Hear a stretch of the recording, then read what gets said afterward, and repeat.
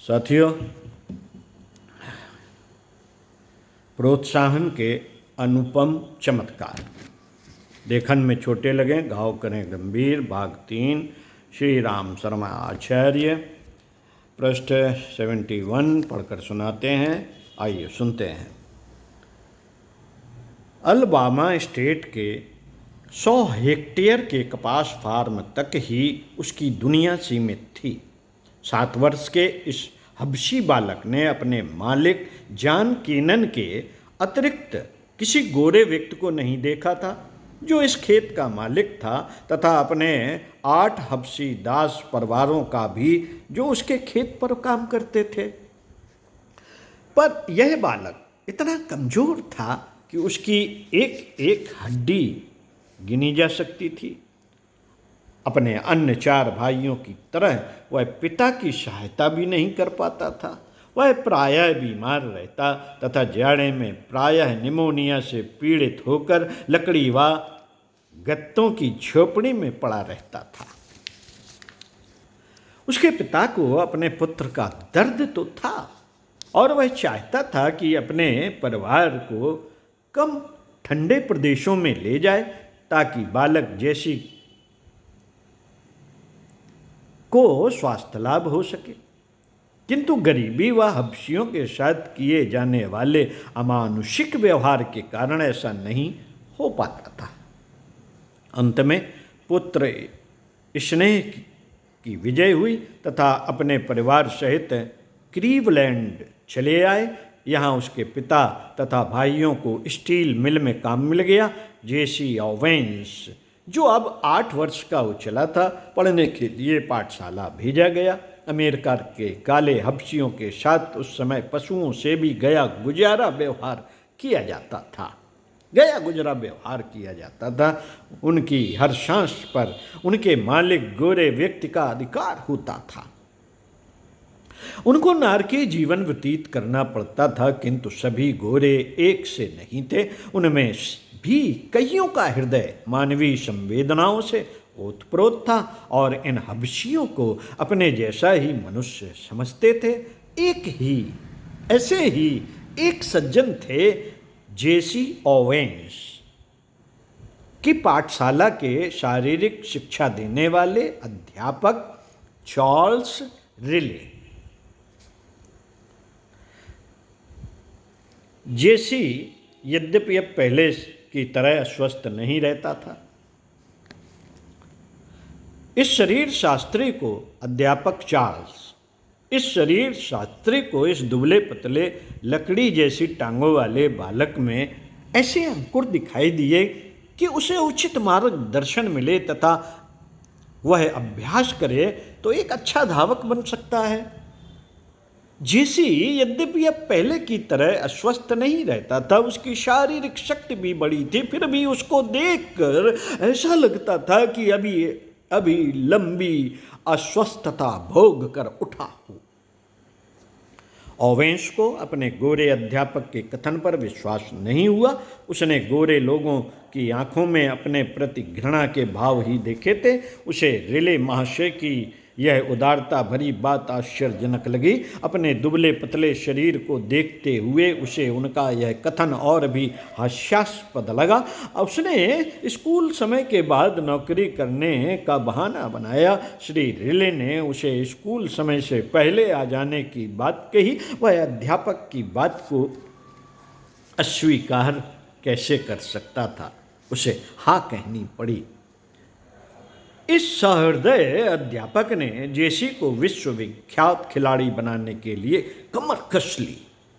पाठशाला लगने के 1 घंटे पहले वे उसे स्कूल के खेल के मैदान में मिलते। आरंभ के कुछ दिनों तक वह उसके लिए पौष्टिक भोजन लाते और स्नेह से उसे अपने सामने बिठाकर खिलाते। उनका पितृवत स्नेह पाकर जेसी का सूखा मुरझाया शरीर खिलने लगा।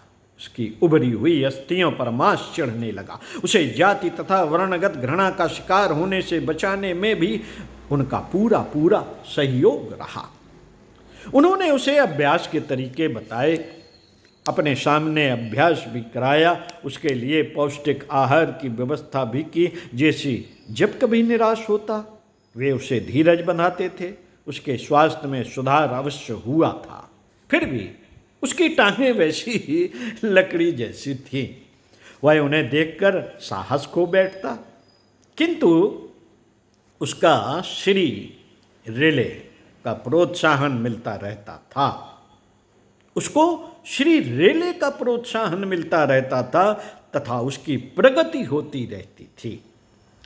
जेसी अब हायर सेकेंडरी स्कूल में आ गया था। उसका अभ्यास बराबर चल रहा था। श्री रेले को अपने स्वप्न साकार होते दिखने लगे थे। जिस बालक ने कभी सपने में भी नहीं सोचा था कि वह विश्व स्तर पर ख्याति प्राप्त कर सकेगा, उसे जेसी ओवेंस ने 1933 में, जब वह हायर सेकेंडरी स्कूल में पढ़ता था, दौड़ने के लिए विश्व कीर्तिमान 9.4 सेकंड को पा लिया था।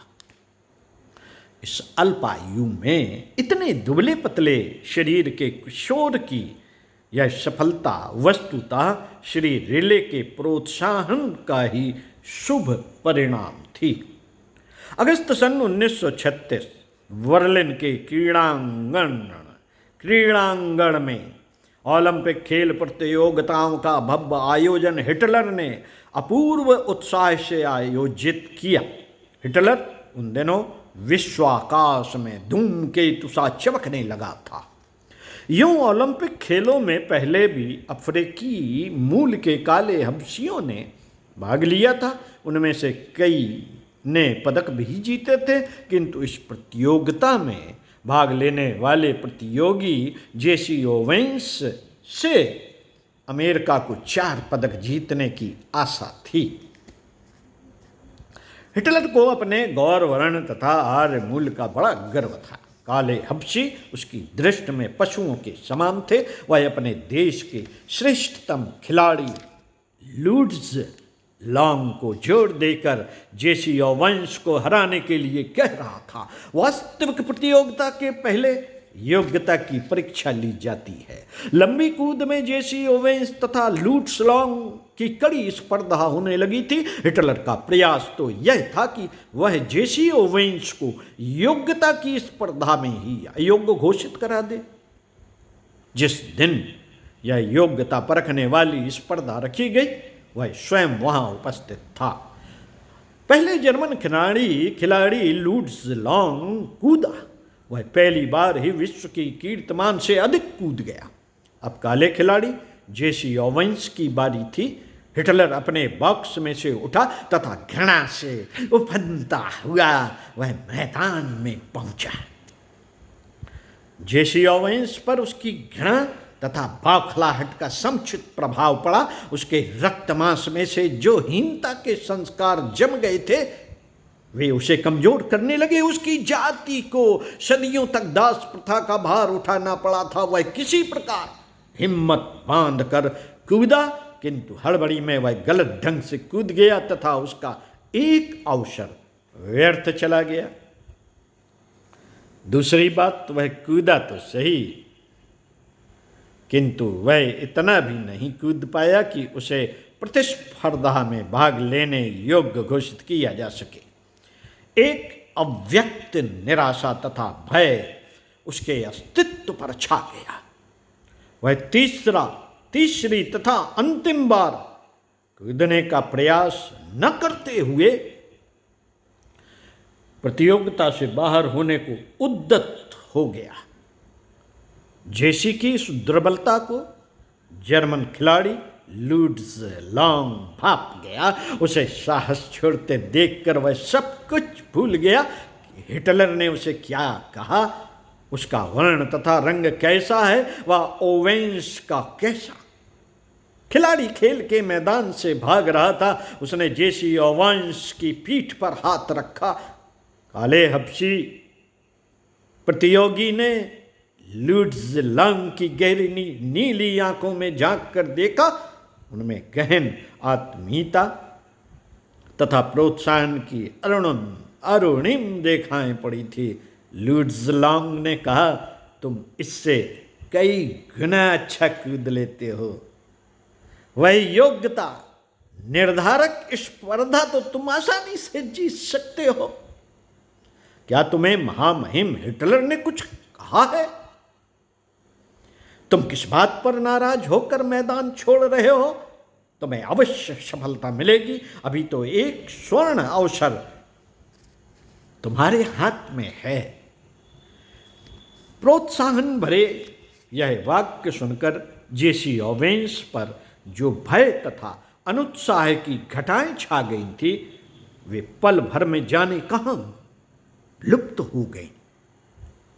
उत्साह का प्रकाश उसके रग रग में भर उठा। वह तीसरी बार कूदा। इस प्रयास में वह योग्यता